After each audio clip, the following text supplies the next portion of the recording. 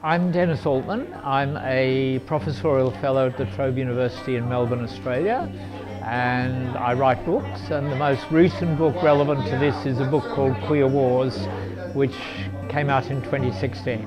I became involved in the AIDS epidemic right at the beginning because I was living in New York in the early 80s. I wrote one of the first books about the epidemic called AIDS in the Mind of America, and then I went back to Australia where I ended up on lots of government committees. By accident became president of the AIDS Society of Asia and the Pacific, which sounds very grand. Then was on the Governing Council of the International AIDS Society, usually the only non-medico in the room, which was an interesting experience. What the United States does has an extraordinary impact on the rest of the world.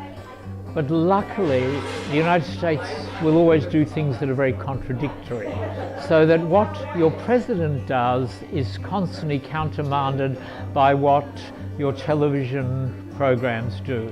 And both of them are equally, in some ways, equally important in how they influence global politics. I'm in the process of finishing a book called Unrequited Love. And the Unrequited Love is about my very long love affair with the United States and how it's doomed to disappointment, and how it parallels Australia's very long love affair with the United States and the current huge disillusionment that we have about the current US. In this country, people need to vote. The appalling state of American democracy is something that we find, and I speak as an Australian, it's hard to explain to Australians. We have compulsory voting, which means over 90% of the population vote and take it for granted.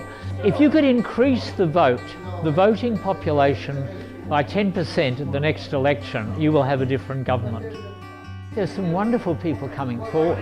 I think the problem almost is now there are too many wonderful people coming forward, and I wish that some of the extraordinarily impressive women who are putting themselves up for president would actually sit in a room together and say, you know, we can't all be president. Couldn't we agree on one person and put all our energies into getting that one person? But I realise that's not going to happen. I am encouraged by the people who are coming up.